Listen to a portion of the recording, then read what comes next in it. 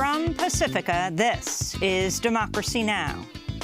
I can't tell you when the government's going to be open. I can tell you it's not going to be open until we have a wall, a fence, whatever they'd like to call it. As the partial government shutdown enters its fifth day, U.S. stock markets are on pace for their worst December since 1931 during the Great Depression. We'll speak to economics professor Richard Wolff. But first, only days after the U.S. Supreme Court rules against President Trump's asylum ban, a second Guatemalan child dies in Border Patrol custody in New Mexico. We'll speak to Bahar Azmi of the Center for Constitutional Rights. Congress has written very clearly in the Immigration and Nationality Act that individuals are entitled to apply for asylum whether they whether they enter the United States at a port of entry and subject to routine inspection, or whether they enter outside a port of entry, whether they cross what the government would say unlawfully. And a group of Yemeni Americans file a lawsuit over President Trump's Muslim ban in an attempt to reunite with their families who've been blocked entry to the United States, even though their visas had been approved. We'll be joined by a Yemeni father and his 4-year-old daughter, who's separated from her mother.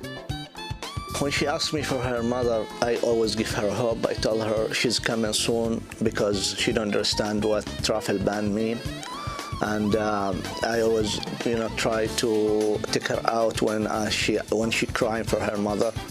All that and more coming up.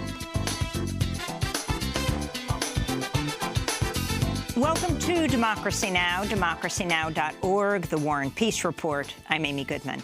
In New Mexico, an 8-year-old Guatemalan boy died Christmas Eve while in the custody of U.S. Customs and Border Protection, becoming the second migrant child to die in U.S. detention in the past month. Felix Gomez Alonso was admitted to a hospital earlier on Christmas Eve, diagnosed with a common cold, given ibuprofen and antibiotics, then released.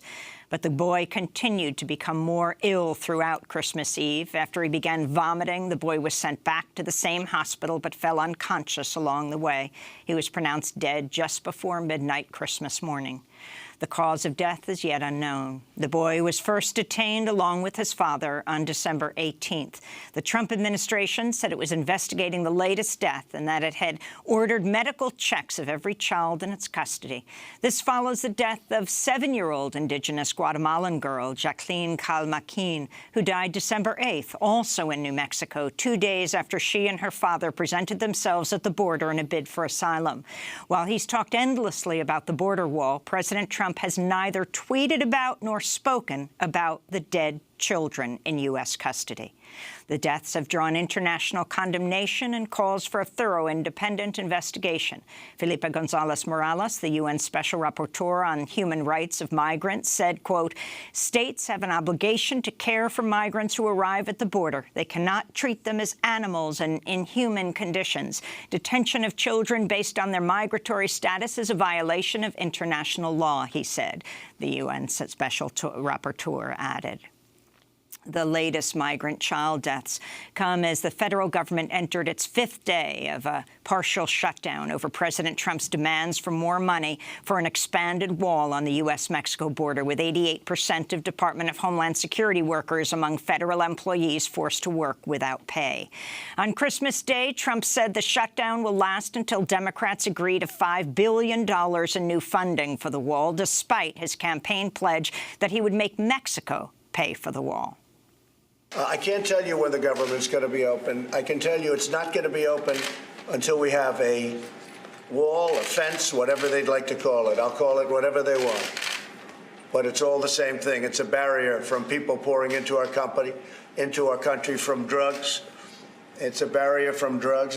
On Twitter, Trump posted a graphic of a border wall designed with the caption, "A design of our steel slat barrier, which is totally effective while at the same time beautiful." Trump said he would be heading to Texas at the end of January for a groundbreaking.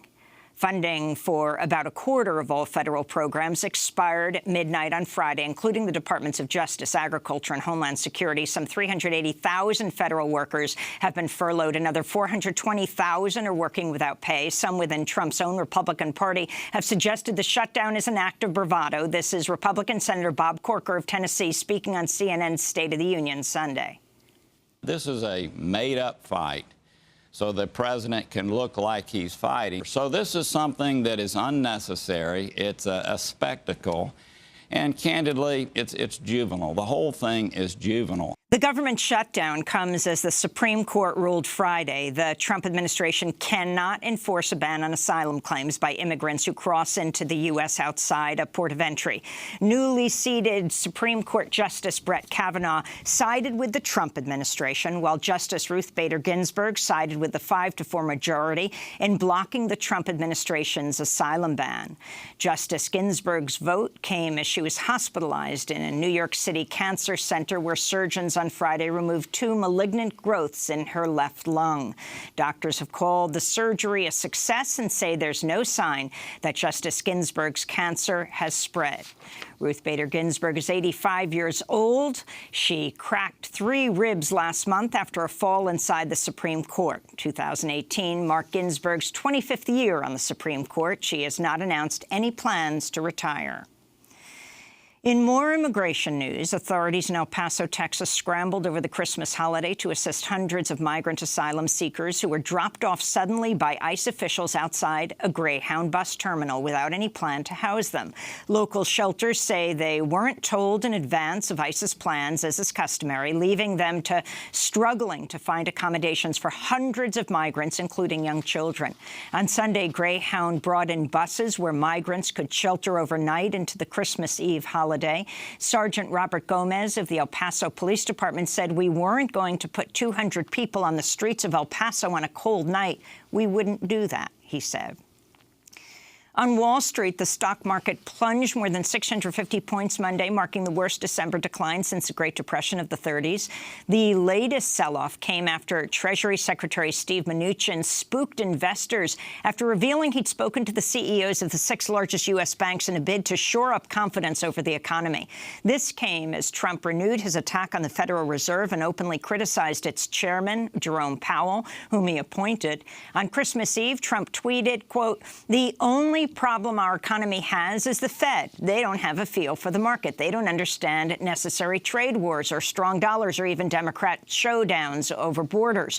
We'll have more on the Trump administration and growing economic turmoil after headlines with economist Richard Wolff.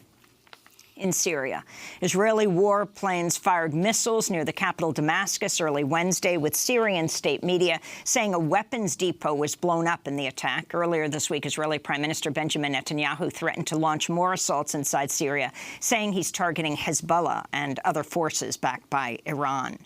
This comes as the Trump administration's ending its support for a Kurdish-led militia fighting ISIS as Turkish troops massed near a northern town held by the Kurds. Since 2014, the U.S. backed the YPG militia with weapons and logistics, but is withdrawing the support as Turkey prepares to invade Syrian territory it controls.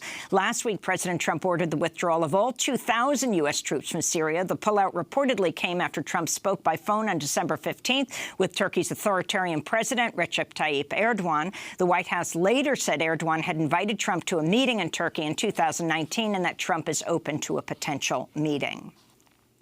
Meanwhile, President Trump said he would fire Pentagon Chief James Mattis 2 months ahead of schedule after Mattis rebuked Trump's foreign policy decisions in a resignation letter he made public last week. Trump reportedly did not read Mattis's letter and only learned about his objections from Fox News. After growing increasingly angry with his defense chief, Trump said Mattis will leave on January 1st. He'd previously been expected to retire at the end of February to attend a NATO meeting. Patrick Shanahan will become acting Secretary of Defense. Shanahan is a former executive at the U.S. weapons manufacturer Boeing.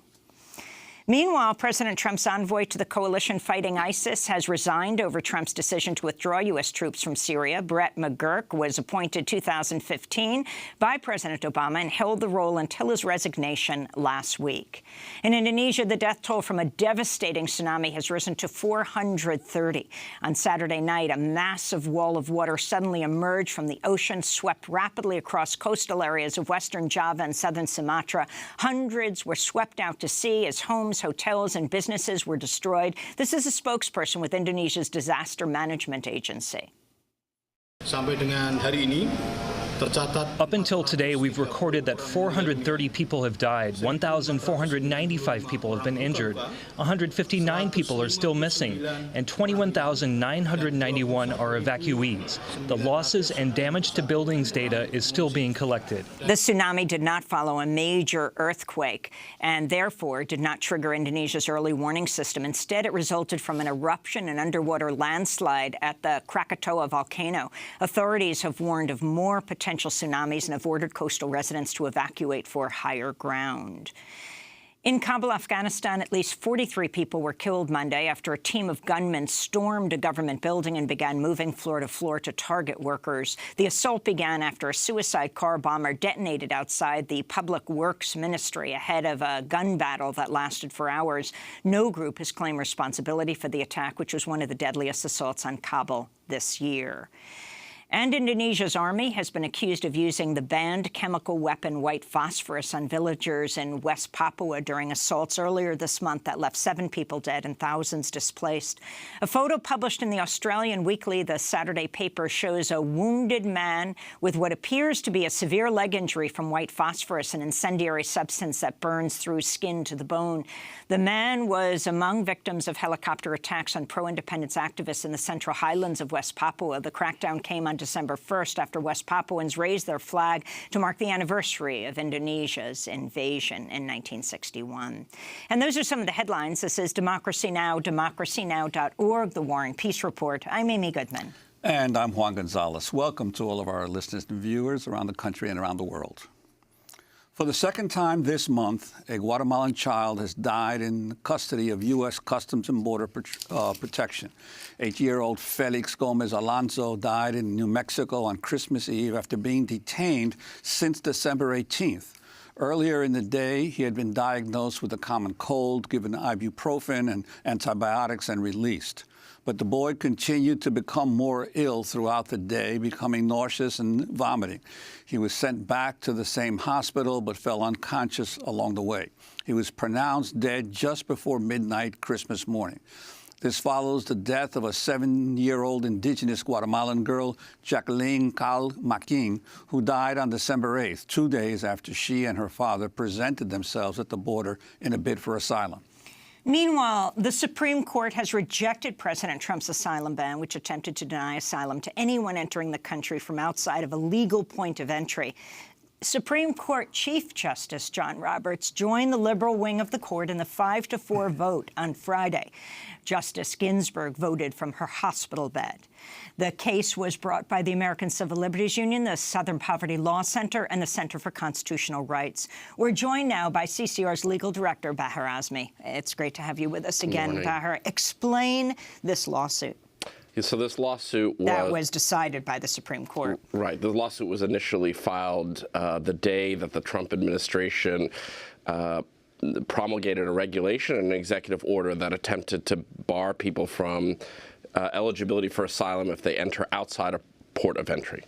And what the lawsuit said is that this regulation clearly violates the plain terms of a 38-year-old statute, the Refugee Act from 1980, that specifically says individuals can apply for asylum no matter where they enter, which reflects the basic reality and the international law surrounding asylum law, which recognizes that people who are fleeing persecution do not and cannot calculate precisely where to enter in order to seek refuge. And so this principle reflects the basic humanitarian notion that people who enter, wherever they enter, shall be allowed to apply for asylum.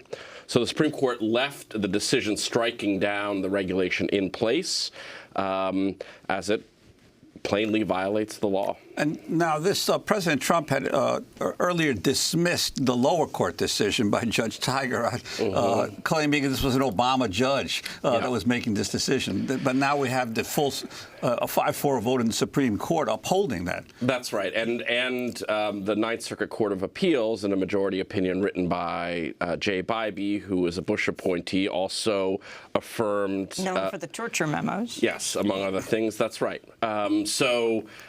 It's a little surprising and concerning that there are even 4 votes to reconsider the lower court's decision, because it would seem that the law is very clear, and a conservative would look at the regulation and look at the statute and see that the executive branch cannot simply rewrite a congressional statute with a flip of the pen. So you have Judge Roberts, the Chief Justice Roberts, siding with the liberals, and Justice Ginsburg voting from her hospital bed at Memorial Sloan Kettering. Yes. Yeah, quite dramatic. And Judge Kavanaugh siding with the other very conservative members of the court. And so, but, I think Judge Roberts presumably sees his role as an institutionalist now and upholding both the appearance and the integrity of the court around questions of the rule of law. But maybe doesn't want it to be called the Kavanaugh Court. Perhaps as well, yeah, and taking control of the institution. Now, this issue of the ports of entry, clearly the Trump administration is making it even more difficult day by day for anyone to apply for asylum at a port of entry because they're making the waiting lines so long. But what is the difference between entering illegally and seeking asylum versus going through a port of entry? Well, that's a very important point, Juan. So they passed this, they enacted this regulation out of a stated desire to, quote, channel people to ports of entry to create incentives, as if that could exist for desperate refugees. But at the same time, at ports of entry, they are blocking the application process to a trickle.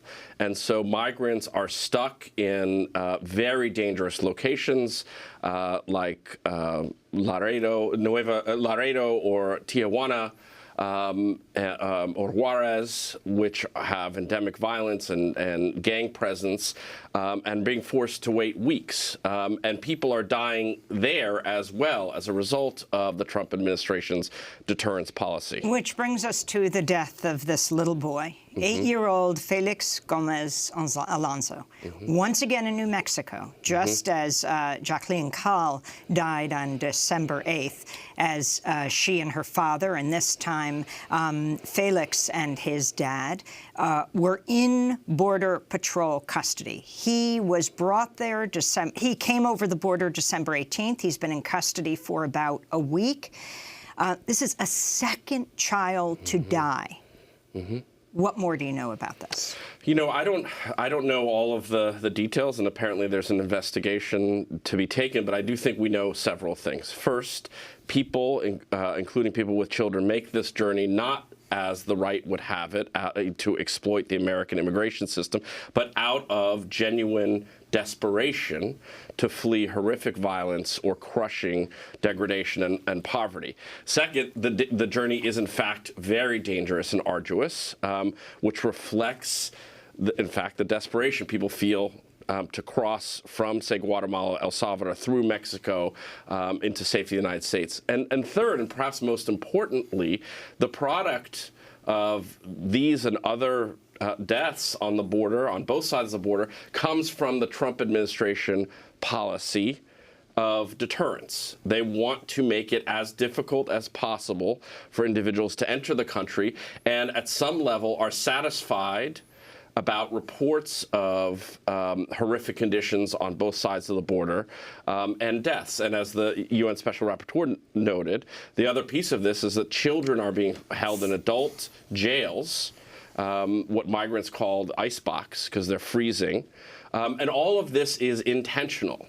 Not this death in particular, but it's part of a system designed to inflict maximum suffering and therefore keep migrants out of this country. And we're talking about something like 15,000 now young people are in in detention somewhere with Customs and Border Patrol, and this is an enormous number. It's an enormous number, and you pair that with the family separation policy and the asylum ban. Again, it's of a piece to criminalize basic refugee laws or basic refugee protections in a way that's scandalous and in violation of the most basic international and humanitarian law protections. I mean, this story of Felix, who dies in custody. This is in the midst of the government shutdown. Thousands of Border Patrol are working without pay, so there's enormous stress on the system.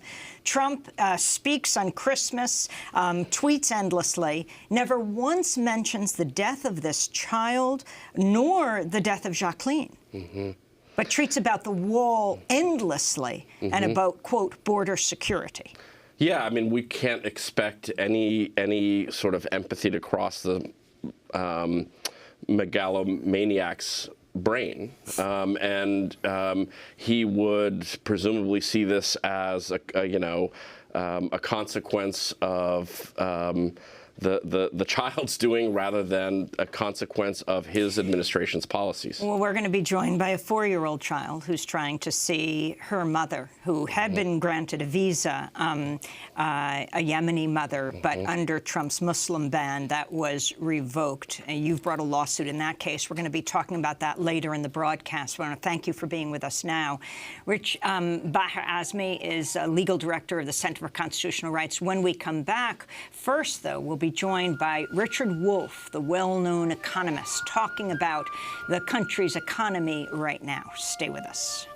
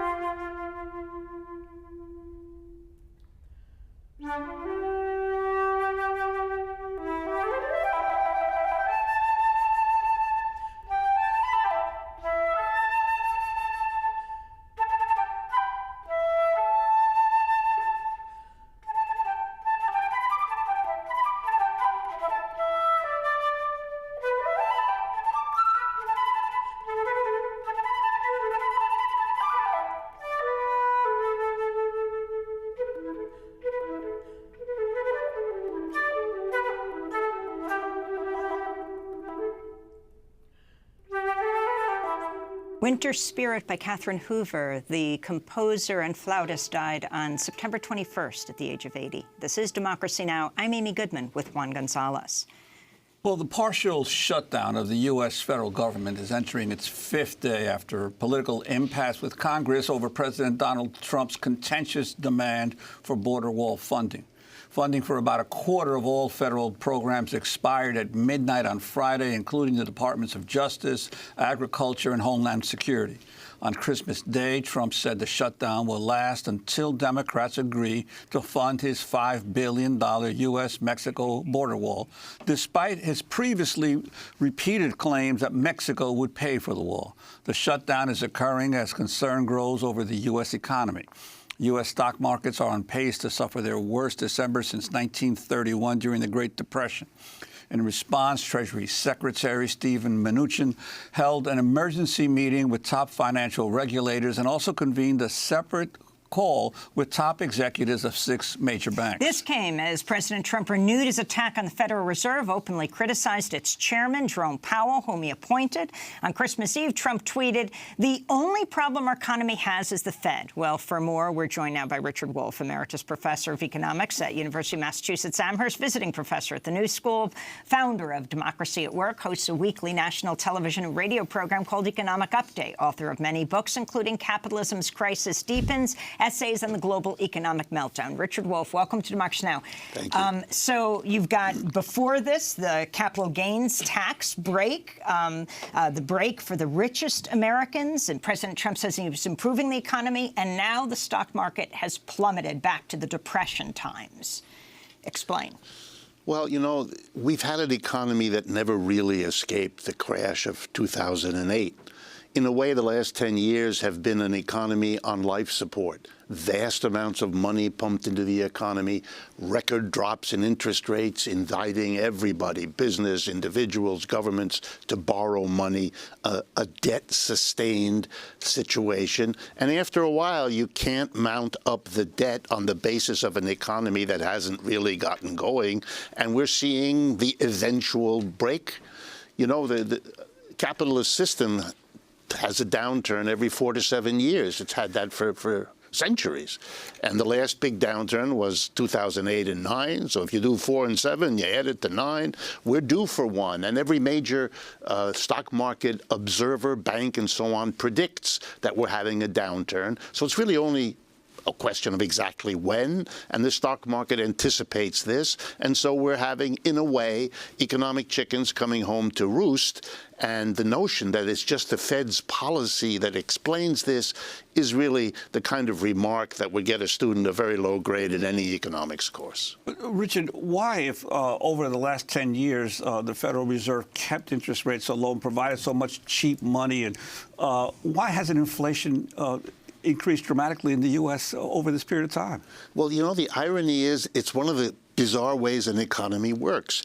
There was no incentive to take all that money and go in and produce things that might have driven up prices and so on, because the people in America can't afford to buy it. Our wages have been stagnant. The debts have been so big that people are afraid to borrow the way they once did, even though they still do, but not at the growing scale as before. So all that extra money kind of went into the stock market to make itself make quick money by buying shares, hoping that they would go up. And if all the rich people who get it into their hands do that kind of thing, you see the stock market go up, but the underlying economy doesn't go anywhere. And again, after a while, that's not a sustainable arrangement. Well, the other thing that happened, though, after the Trump tax cuts, there was all of these companies buying up their own shares, seeking to drive up their prices. Exactly. Right now, all that money's been lost? Well, basically, yes, because it was funny money to begin with. It was money that was not used to hire people, was not used to raise people's wages. All of those promises were never delivered on. Instead, it rushed into the stock market or buying back shares, which is another way of playing the market. So the market prices went up. The mainstream media tended to say, see, the economy's in good shape, it's strong, because the market went up. But the underlying reality of most people, which is reflected in our politics, is one of bitterness and anger and resentment that they're not participating in this so-called recovery. And now the rich are also facing the falling apart of this house of cards as the market tumbles down. And poor Mr. Trump, having staked his reputation on a rising market, is now confronted with a declining one and is looking for a scapegoat, which Mr. Powell, his own appointee, is providing to him. Well, I always wrote that op-ed piece for the Times, but I do want to ask about this Treasury Secretary Mnuchin's secret meeting, emergency meeting, I should say, with top U.S. financial regulators after hosting a call with executives from 6 major banks on Sunday. You have him meeting with J.P. Morgan Chase CEO Jamie Dimon, Bank of America's Brian Moynihan, Goldman Sachs' David Solomon, Morgan Stanley's James Gorman, Tim Sloan of Wells Fargo, Michael Corbett of Citigroup. What message did he convey to them, and what about the meeting with the regulators? Well, I think the basic plan here, no one knows the details, but most of us think this was not a leak. This was a letting us know that the government is busy fixing all of this. The hope is that by promising everybody's on board to fix it, that the market will somehow come back. It's the easiest, simplest first step. But the irony is it didn't play out very well because the mass of people saw it for what it was, a ploy, an effort to verbally shore things up, which makes you wonder about how bad it really is, having pretended there was no problem, having pretended we have a strong economy. We don't have one, so now you have to kind of talk it up. My guess is it won't make a big difference. We have a long-term instability built into this economic system, and we look to be on the verge of doing just that kind of downturn that history suggests we ought to Why expect. is Trump so angry at Mnuchin right now? Basically, he's looking for scapegoats. I think if he can't use Mr. Powell, there's some evidence. He tried to figure out whether he can fire him. He was told, apparently, he cannot. Okay, he can fire Mr. Mnuchin, that's for sure. So maybe he has to shift his focus of who's the bad guy here so he isn't the bad guy, so the system is never questioned. He'll find somebody who he can fire to do the theater that he seems to like to do to solve problems by pointing to a scapegoat. And to what degree does Trump's continuing trade war battles with China have an impact on the U.S. economy and where people think it's heading, not where it is right now?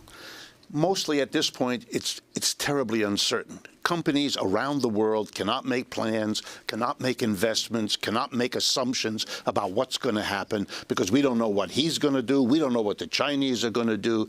But, you know, there's a more deep historical problem here, and it's really American history. When we became an independent nation, it was partly because we were held back. Tea Party, remember, by the British. They had a rule. They wanted the colony to be subordinate.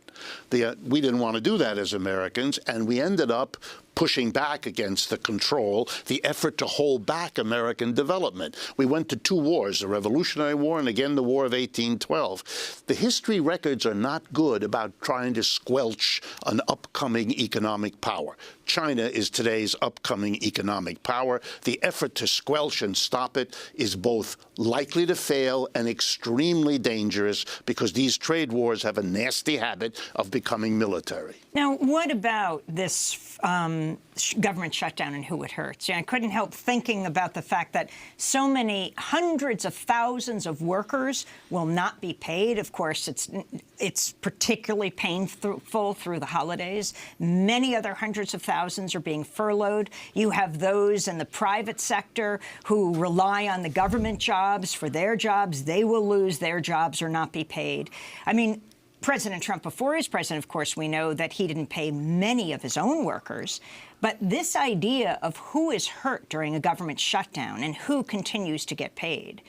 Well, for me, this is, as Senator Corker said, this is theater. This is Mr. Trump producing a big news event. He is in charge. He is acting. And for him, the cost of these hundreds of thousands without income, and by the way, all the people they can't spend on who are losing in income indirectly, when you multiply this out, as we do in economics, the impact is very severe. And I'm not even talking about the services they can't perform and the long-run effects of the services not being performed by the government. The IRS is cutting back at a time when we are desperately in trouble with our revenues anyway. So, yeah, it's a crass, self-serving political ploy, the costs of which, like in the tit-for-tat war with China, are huge but are not being counted because they don't calculate in to the self-promotion of our leadership.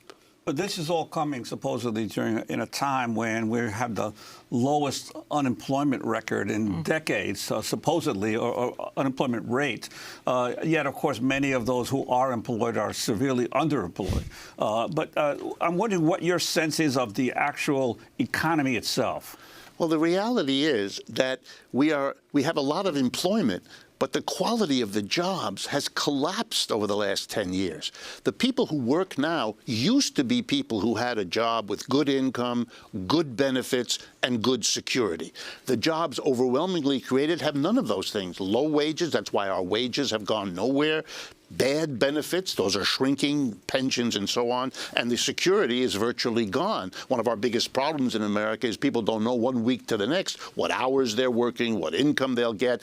You can't have a life like this. So what we've done is we've ratcheted down the quality of jobs. We've made people use up their savings since the great crash of 2008. So they're in a bind. They have really no choice but to offer themselves at lower wages or at less benefit or at less security than before, which is why there's the anger, which is why there was the vote for Mr. Trump in the first place, because this talk of recovery really is about that stock market with the funny money that the Fed Reserve pumped in, but is not about the real lives of people, which are in serious trouble, hence the numbers like average American family can't get a $400 emergency cost because it doesn't have that kind of money in the background. So you've undone the underlying economy. You have this frothy stock market for the 1%, and this is an impossible tension tearing the country apart. So the Democrats will be taking office, will be taking over the House next week. And it's not only the Democrats, but you have this whole new generation of progressives that are moving in. What do you want to see happen? What can they do? Well, the first thing is they have to get strong enough, which may take a while, to have the numbers able to fundamentally change policy. That's what I want. I want them to recognize that our economic system is a problem, that there ought to be a national debate, which they're in the best position to start, that we stop looking for this scapegoat or that one, not just Mr. Trump with Powell or with Mnuchin, but the whole mass media effort to see a problem everywhere but in the basic economic system. We have to get over that. For half a century, we've been afraid to debate those questions because of the Cold War and everything having to do with it. Let's do that. Let's ask, for example, whether the best way to organize our enterprises is to have a tiny group of people, board of directors, major shareholders, make all the decisions so that the rest of us have to live with the results, but we have no input. You know, a country that promises it committed to democracy has never faced the fact that in the enterprise we don't have democracy. We have a tiny group of people making all the decisions, and that's not a good idea. And maybe now we can face that the decisions they've made, individually and collectively, have plunged us into a situation where we cannot afford the luxury of not facing basic questions about how our economy is organized. We should have done it for the last 50 years. Maybe this new generation of young people coming into the Congress will begin that conversation and hopefully bring us along into a national debate on these subjects, which is long overdue. Well, but beyond the debate, what kind of legislation do you think that the House should be seeking to pass? Well, you know, easiest way to summarize it, we have been following, and unfortunately Democrats too, something called trickle-down economics. We do economic policy where we help the folks at the top. We bail out the big banks, we give a tariff benefit, and we hope it trickles down, which it rarely does. First thing they can do, reverse it. Let's do trickle-up economics. You help the people at the bottom in all the different ways that we know how to do, because the FDR regime back in the 30s did a lot of that, so we know how to do it. Like? Do it, well, put people to work. Put people to work doing socially useful things at a decent income, not working in a fast food restaurant under unbearable personal situations. Here's another one, this greening of America. There's a project that could help millions of people in a direct way. Let's kind of do that. Put forward by a democratic socialist, a socialist Absolutely, like yourself. And that's where we'd expect it to come from, because we haven't been willing outside of the mainstream to have the debates. So, in the mainstream we haven't had it. So we need the folks coming in that are new and different to talk about all of those things. We did them before. The minimum wage should be raised, and dramatically. We should be helping all the kinds of people who have been denied help. We should be making sure that jobs are secure, that jobs have proper benefits, that we're enhancing the benefits, all the things that could help the folks at the bottom have the money to spend that will trickle up into the profits and revenues of business. That's a more humane system. And, you know, even if it doesn't work as much as we want it to, at least we will have helped the majority of people. What we have now is trickle down that helps those at the top, and then when it doesn't trickle down, what have we got? We've helped those at the top again. The focus on trickle up would be an alternation in our policy that's long overdue. Are we in the midst of a recession, or is it just about to hit us? It's just about to hit us. Goldman Sachs is literally predicting it. J.P. Morgan Chase, you mentioned these institutions before. They're all saying in their newsletters, if you read the financial press, it's not a question of whether, it's just a question of when, and it's sort of within the next 6 to 18 months. So, yes, it's possible those will be wrong, but, you know, it's been that way for couple of centuries. It's a good bet. And so, yes, we're going to have one. And Mr. Trump is in the very dangerous position of having 2 years to go before he has to run for re-election at a time when the one thing he can point to, which is economic something, is going to disintegrate as it has in the last several weeks. Richard Wolff, we want to thank you for being with us, Professor Emeritus of Economics at the University of Massachusetts Amherst, visiting professor here in New York at the New School, founder of Democracy at Work, hosts a weekly national TV and radio program called Economic Update, author of a number of books, including Capitalism's Crisis Deepens, essays on the global economic meltdown. This is Democracy Now! When we come back, the Center for Constitutional Rights files a lawsuit on behalf of Yemeni Americans to bring their families across the ocean to the United States to reunite them. They already were granted visas, but because of the Muslim ban are stopped from coming. Stay with us.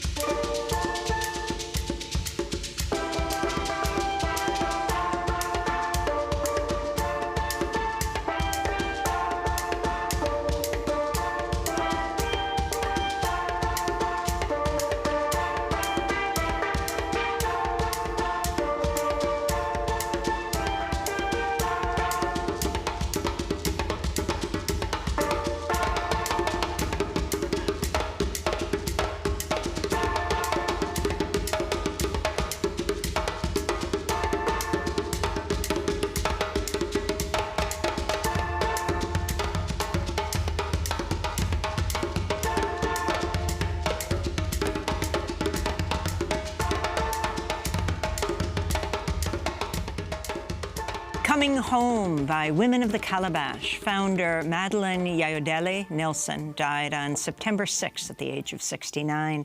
This is Democracy Now!, democracynow.org, The War and Peace Report. I'm Amy Goodman with Juan Gonzalez. Well, a group of Yemeni Americans have filed a new federal lawsuit over President Trump's Muslim ban. The suit alleges the State Department has revoked previously approved visas, preventing many Yemenis from reuniting with their families living in the United States. We're joined now by two of the plaintiffs. Mohammed Al-Abahi has lived in the United States since he was 16. He returned to Yemen to marry his childhood sweetheart, Amal.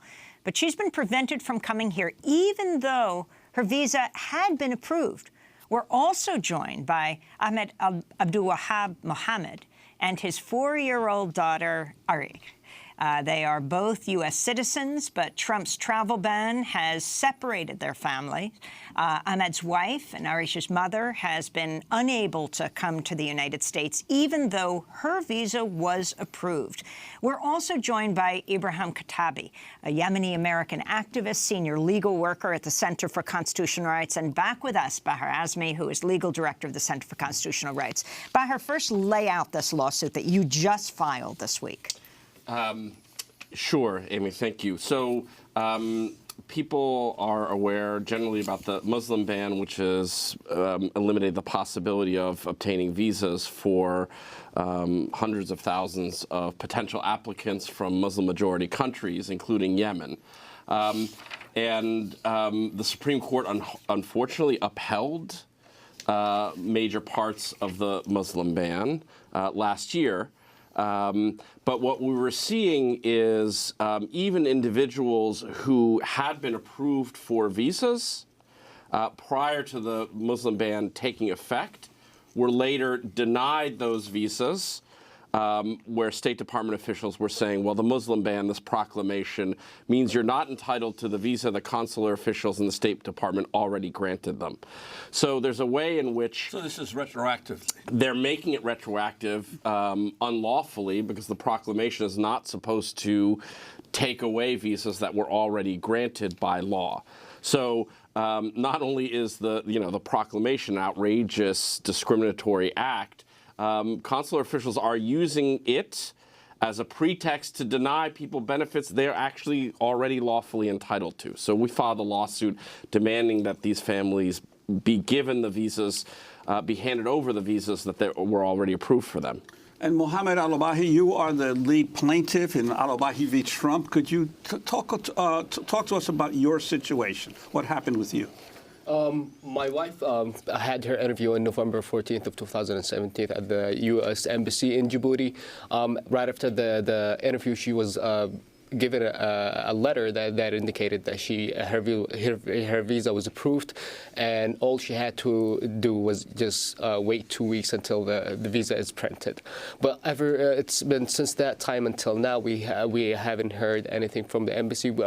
In March of 2018, her visa was basically denied under the proclamation, and in June of 2017, she was called back. We received an email stating that her visa is eligible for a waiver. But since that time until today, we haven't heard any updates. It's just we're not certain about what's the next step going to be. And you've been in this country for how long? I've been in this country for over 12 years, since 2006. You went to school here? I went to school here. I went to high school here. I became I got my bachelor degree in structural engineering at the University of Buffalo. I worked in Rochester, New York for over 2 years, and due to the expenses of my wife and me trying to pay for my expenses, I had to move back with my parents here in New York City. And explain, your wife's living in Djibouti now? She is living in Djibouti. With her brother? With her brother. So you have to support, and what is the cost of living there? Why did they leave Yemen? They left Yemen because the city where they used to live before, the city of Al Hudaydah, came under attack by the Houthi rebels and the government army. So there's fighting in the city, which forced her whole family to leave the city of Al Hudaydah. So they can't really return back to Yemen because there is no home for them to return back to. I wanted to bring Ibrahim Katabi into the conversation. You have been working with the Yemeni American community for a long time now. How typical is Mohammed's story? This is one example of hundreds that we know. For example, the Center for Constitutional Rights received about a list of 150 individuals who their visas were approved in advance. but were not given, were denied at the end. So there are a lot of devastating stories that is coming out of Djibouti, Egypt, and Malaysia, because back in 2015, when the war broke in Yemen, the U.S. Embassy has to shut down its doors in Yemen, and so all Yemeni American families were forced to move to different countries for their immigration interviews. And as a result, they've been stranded in a lot of different places, which created a lot of different difficulties for Yemeni Americans and their families. Mohammed is a perfect example where he has to support his family here, but also abroad. But yet, he's been waiting for his wife to come to the United States for over a year now. And there are a lot of different examples where we know there are kids who were given visas, but not the mom. Another example of our client, Muhammad Ahmed, where his daughter Arij, 4 years old, now with him in the U.S., but her mom is stuck and stranded in Djibouti for about over a year too. So we have a lot of the Yemeni Americans and their families are completely being hit by the Trump administration, given that the Trump administration, one, supporting the war in Yemen, supporting the Saudi-led coalition, where families cannot go back to Yemen, but at the same time having another domestic policy, the Muslim ban, that also targeting the Yemeni Americans and their families, not allowing their families to come to the U.S., which is denying their basic rights to be united with their loved ones, with their children. Another family separation crisis that we see today within our community here in New York, but also across the United States. Well, I wanted to ask you about that because I guess most Americans are not aware there is a sizable Yemeni community here in the United States. We're talking about the poorest country in the Arab world, not only the scene of this horrific humanitarian crisis and war, but to what degree then has this Muslim ban hit most at Yemenis here in the United States and their families compared to even other Muslim nations? It's for Yemeni Americans. Most of people applying for their, their spouses or children. So Yemeni Americans been in the U.S. for generations, for over 100 years now, including my own family. And so there are thousands of people who've been trying to bring their loved ones for years. A good example of our clients who petitioned for their families about a couple of years ago and are still stuck in a third country because they had to wait, because they can't go back to Yemen because of the devastation that has taken place there. Yemen is currently the world's the worst humanitarian disaster in history at this point, and also there is a outbreak of cholera. More than 1 million people have it. Impacted. There is a blockade. Even if you plan to go back to Yemen, you can't go back to Yemen by the State Department own accounts, listing Yemen as do not travel to countries. State in Yemen that no place in Yemen is immune for violence, yet they've been denying Yemeni Americans and their families, Yemeni Americans to bring their families to the United States. You have this incredible story where the U.S.-backed Saudi regime is destroying Yemen. And President Trump just tweeted, Saudi A, I think that he said, Saudi A is going to rebuild Syria. They're going to pour the money in to rebuild Syria. What about Yemen, which they are bombing regularly with U.S. weapons? But that brings us to Ahmed Mohammed and your little daughter who's joining you on your lap right now, Arij, who's 4 years old. What is astounding about your case and trying to get your wife here is that you went back, took a very dangerous journey back to Yemen. Can you explain what happened to you, how you tried to get back, and then what's happening with your wife? After I applied for my wife, I had an appointment on embassy in Djibouti.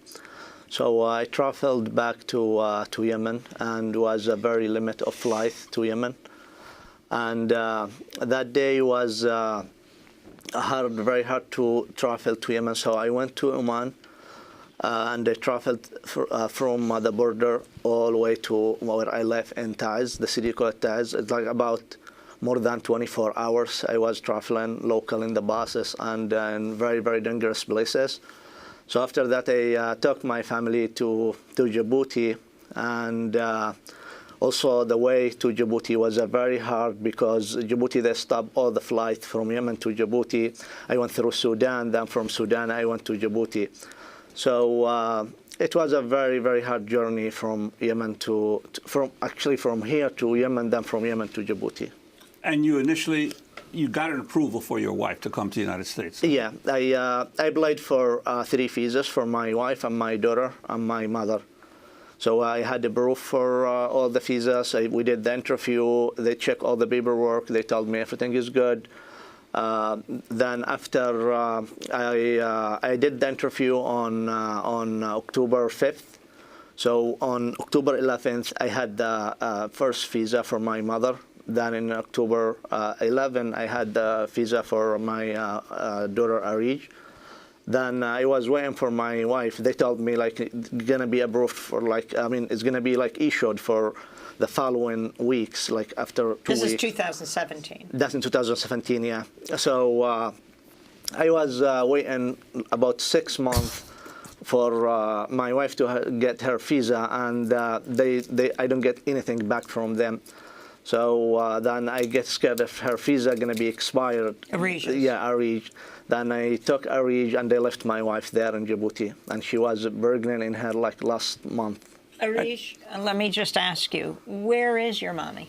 In Djibouti. She's in Djibouti now. Can she come here to see you? No. Why not? Because her visa is not coming over here. Her visa is not come her visa for my mom. Do you get to talk to her by phone sometimes, or? Yeah. Would you like her to come here? Yeah. Do you have a new little sister? Yeah. Have you ever met her? No. You haven't seen her yet? She's in Djibouti with your mommy? Yeah. So explain, Ahmed, she goes to Djibouti, again, extremely expensive place to be. She was told, yes, she could come here. There was no problem with her visa a year ago. Yes, she had the official receipt from the embassy that she had a proof for her visa, and they told her only about just like few weeks to get issued the visa because they take a little process. Then from that time, I never heard anything until July 2nd in 2018. They respond to us. They said, actually before that, on February 2018, they called my wife. They told her, okay, you have to come to the embassy. She went there. They give her a letter. They said, we cannot give you your visa because the travel ban and the problems because of the travel ban. Because the travel ban, yeah, and the problems they hold her passport. Since we did the interview on October 5th, they hold her passport in the embassy, so she couldn't go nowhere. Her passport was in the embassy, and after that they give her passport back, and they give her the letter. They said because of the travel ban, we cannot give you the visa, and we was waiting actually until July 2nd in 2018, they sent me an email. They said, you had waiver. You got approved for the waiver. So from that time until now, I don't get any got no approval of the waiver. Bahar Asmi, I'd like to ask you in terms of your lawsuit, what are you hoping to get an immediate injunction action on this, or do you have to go to trial to be able to adjudicate this situation? Yes, we're hoping, because there's no lawful basis to withhold the visa approval. We're hoping the court very quickly orders the U.S. government to hand over the visa that's already been approved. And just to say, I think I've been reflecting on the 2 segments we started with and concluding with. There's something so deeply concerning and depressing in these threads, which involve people fleeing conditions of violence and deprivation in part created by this government, and to be met with exclusion from this government for problems we are in part responsible for, and to deny these human beings their desire for freedom, to be reunited with loved ones, and for opportunity is the height of cruelty and arbitrariness. As we wrap up, Ahmed, what do you tell Arij when she asks for her mommy? Arij, actually, I cannot explain to her the travel ban, what that means, but I always give her like a little hope. I tell her, okay, your mom, she's coming soon. Sometimes I call her, and they let her to talk to her, and they tell her mom, tell her I'm coming. So soon when, you know, she get like talk with me and with her mom, she come down, and, you know, she left with her aunt right now. But sometimes they call me like nighttime. They said she's crying. You have to come over to see her. So I go there. I call her mom. So, well, we hope to have a show where you're all on the program together, including your wife. I want to thank you all for being with us, both of your wives. Yemeni Americans Mohammed Al-Abahi and Ahmed Abdulwahab Mohammed, who are both suing the Trump administration. Ahmed's 4-year-old daughter, Arij, thank you for being here, as well as Ibrahim Katabi and Bahar Azmi of the Center for Constitutional Rights. I'm Amy Goodman with Juan Gonzalez.